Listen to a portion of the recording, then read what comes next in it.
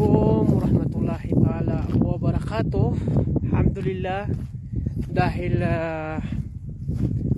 nakapunta rin kami dito sa may Mountain of Moises, na kung saan siya po ay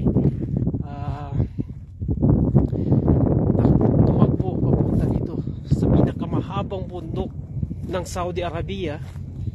Dito po siya napadpad sa Mountain of Moises, Jabal al-Luz kung tawagin sa Arabic.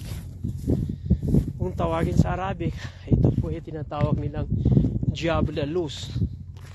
So ito po ay napakahaba po, napakahabang bundok. So yung ibang bundok hindi namin po naabot dahil po sa ang hirap po huminga dito. Ayan po ang pinakahabang, maanong bundok. Mashallah.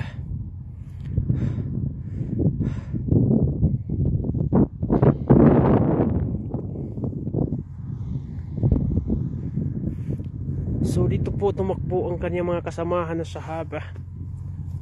Ay, dito po sila nanirahan sa bundok na ito, na kung saan ito po ay tinatawag nilang Jabal al-Luz.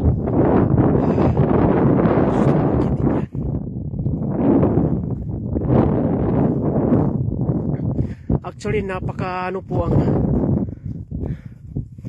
anong tawag ito, napakalakas po ang hangin, napaka silaw po ng dito. Pero may mga first time po, wala pong Pinoy na nakapunta dito maliban sa akin.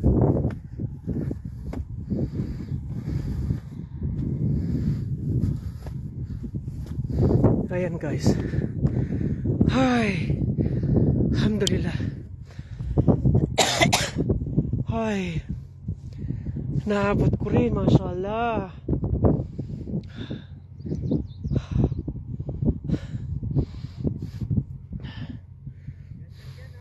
Ang ganda. Alhamdulillah, napuntahan ko rin. Hinihinga ako. Grabe kaganda dito. Ay.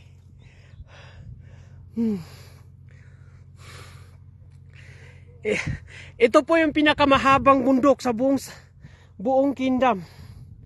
Ya Allah.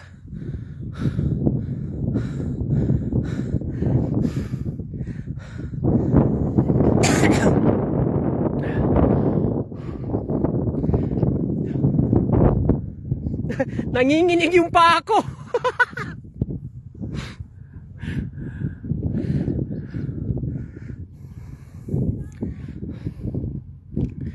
Nanginginig yung paa ko, kuya. Nanginginig yung paa ko.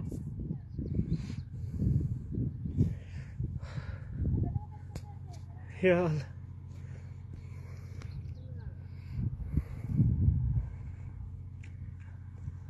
Actually, yung pinakatuktok na pinuntahan ni Moises, hindi namin po na kasi under contraction po.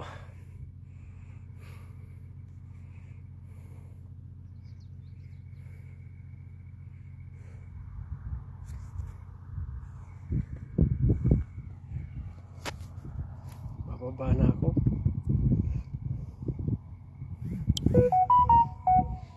Baba. Pupunta ka dito, kuya?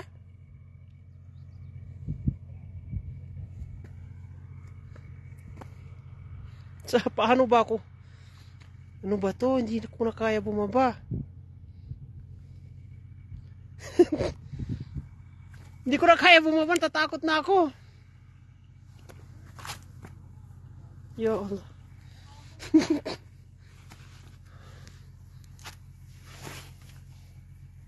Ay.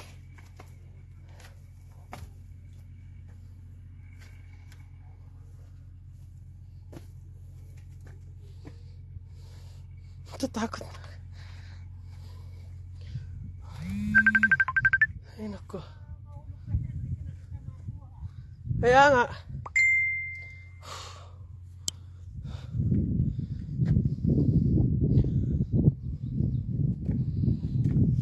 dito.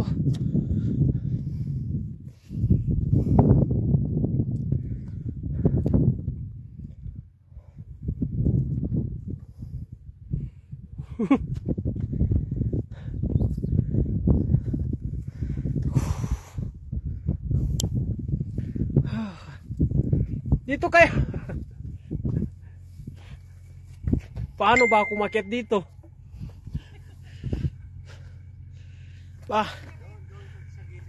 Takot ako bumaba.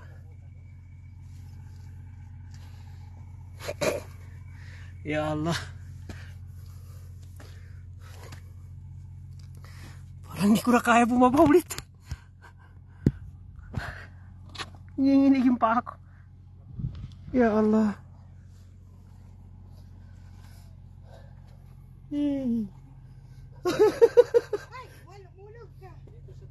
Takot nga ako eh. Nyaran may karandata niya. May karandata. Kung kasi ako pa koma. Ya Allah. Ha? Kaya nga. Hindi ako akyat dyan. Wag aakyat dito. Nyaran may karandata. Nung kada koma ako siya. May nagluluto. Giyawan. Dito na lang ako picture. Oh. Aray ko, aray. Oh, ingat ka dyan. Ingat ka na lang. Napagod lang ka. Yan mo ako. Picturean mo si kuya. Niyar may karandata. Nung kasi kamir makoma.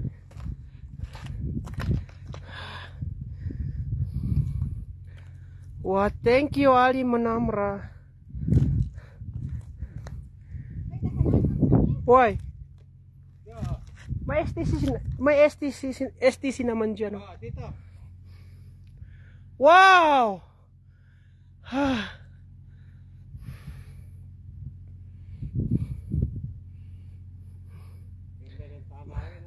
Ang ganda ng tanawin. Ha? Ay. Nyaram ba? Ikaranda tanya niya kasi kaya nakoma sa...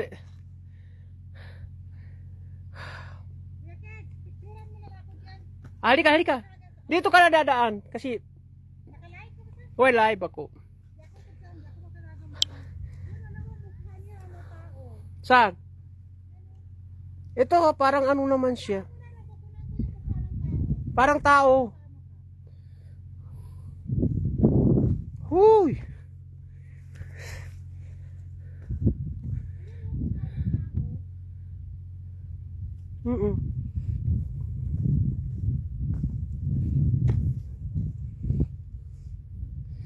Kadakla kamangi niya, masyaallah.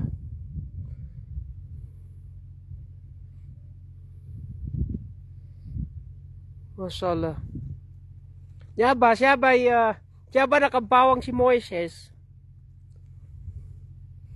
Ang ganda ng mga dahon niya, parang bulaklak siya. Ah, wala akong sayang hindi ako naka-picture.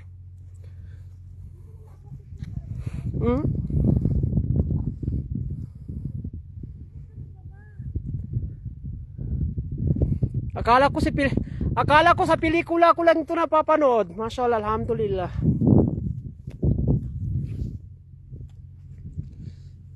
Napuntahan din kita sa wakas.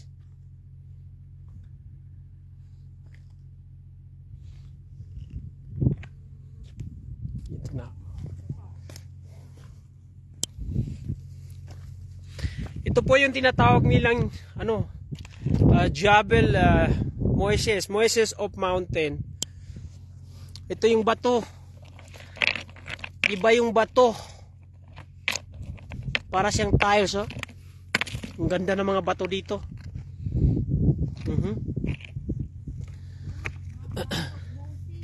Ano po? Kangapya. Eka pa mana. Masyaallah.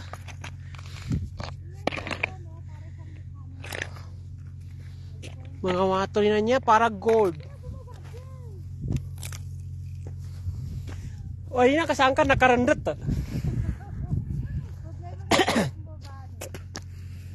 pa man na bago ramag yung mga waton. Tala to. Ha? Tala pa no. Doon magpa-picture eh. Oo. Yan, suka ro yung mukha. Explain ka pa sa kanila na. Ha? Explain ka pa kanila na. Ayan, according to Mr. Google. According for Mr. Google. Ayan, ito po ay Mount of Moses. Ah. Ay, hindi ako pagsasakang kuya. Sige, sige, okay lang, okay lang. At least malaman nila kasi hindi ko alam explain. Basta Mount of Moses daw ito. Ah. Kasama daw ito sa Ten Commandments. Oh, the 10 of commandment. Basta yun lang, mamaya basahin natin sa Google. Pagbubasan na. Kuya, explain mo sa kanila. Ito yung area na kung saan. Sige. Kung saan kumain ako chocolate. Explain mo para malaman. Dito Gandaan kasi mo. Yung Jabalalos. Jabalalos. Dito yung nanirahan si Moises. Ng 10 taon. Galing siya sa Egypt. Tumulay sa may Red Sea. At nagpunta rito. Dito sila tumira. Dito rin sa area na to, hindi lang namin napuntahan. Yung kung saan yung biniyak na bato na tumulo yung tubig. Dito rin yun? Oo. Jabalalos. Ah. Yung biniyak na bato tapos yung tubig. Tapos dito Diretso. Tapos yung mga nung dito rin yung sinasamba nilang golden calf na may bato. Ay yun pag nakita ni Moises ginipa niya yun. Sinasamba nila yung golden calf. So, pero ininalis yun. Sa bato na yun. Yung bato na yun nung ginawa na yung construction, kinuha yun, dinala dun sa camp nila. Andun, isa sa mga anak ko nagtrabaho, pinakita niya sa akin. Yung sinasamba nila na ginagawa nilang Yung sinasamba niya, inukit yung bato na calf. Sabihin yung goat na ginto. Oo. Na sinasamba ng mga Oo, ng mga kalaban ni ano, kalaban ni Moises. Tapos nagalit si Moises doon. Giniba. Sinira. Tapos Oo. kinuha lang yung gold. Oo.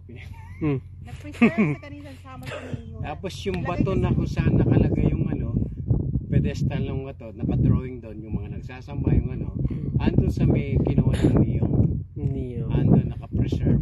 So actually hindi natin napasok. Hindi pinakamin. natin napasukan kasi restricted area. Actually dati talagang wala makapasok dito. At saka saan kung saan nasunog yung Kahit ikaw, yung, kahit ikaw first time mo rin pumunta dito. Oo, pero tinitingnan ko sa YouTube.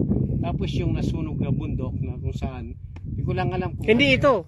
Hindi yan, doon yun. Iba yun. Sa may kabila. About 30 kilometers pa rito, pero hindi ka pwedeng dumaan ng sasakyan.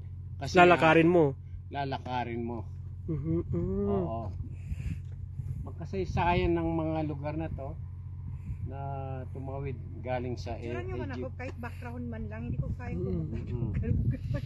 So ano yun? Mga tao rin yun. Mga Indiano. Indiano. Na kumbaga kumukuha rin din sila ng mga... Makakita ka ng tao rito, mga shepherd sila. Yung mga Hindi pwede. Meron din nakatira dito na mga inhabitants dito dati.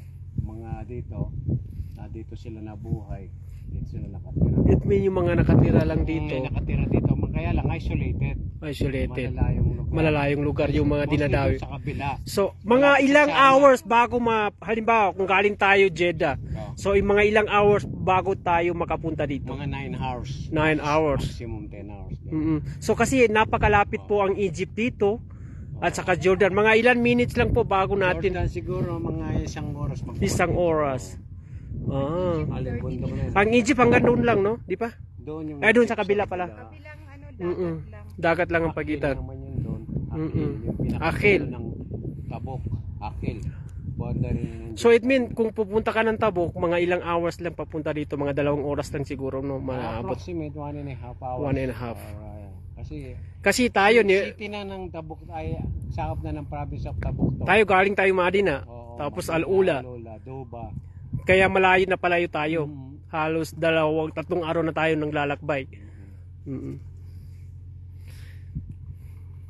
Kasi sabi ni Ma'am Jo, sa Google mo lang tingnan. Ganun sa Google, sinearch namin to na nag-search tayo noon sa Google. Kasi mahirap po magkamali. So hindi natin alam kung ano yung buong kwento. Pero yun ang information na nakita ko. Pero kung meron pa kayong alam, siguro yung mga Alam, yung Ten Commandments dyan, 1943. binaba yung ano. Yung pinunta, 1940. Ay, ano yun? ano ba yung pinunta natin kanina na yung yung umano yung tubig?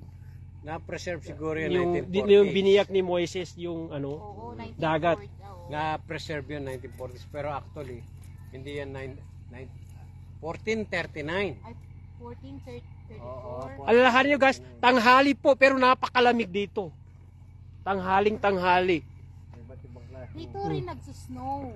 Mm. Oo, nagsusnow siya dito. Actually, last month, Mm. dito nag-snow. Kasi Sa, kaya ano, pag Mount malamig of na ganyan, Moses. tutubo yung mga green na yan. Pag kasi Kaya- mainit, hindi tutubo yan. Tingnan mo. Ang napapansin ko dito, yung mga damo parang bulaklak siya. Mm. Parang bulaklak siya. Pag malamig yan, tapos magiging green lahat yan eh. Mm.